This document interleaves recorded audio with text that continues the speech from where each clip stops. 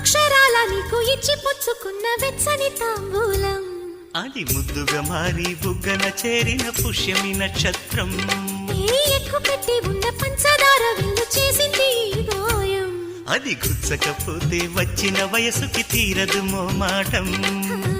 నిలిచా నిన్ను కోరి రసమయ రహదారి శుభమే సుకుమారి సొగసుకి ప్రతిసారి మదిలో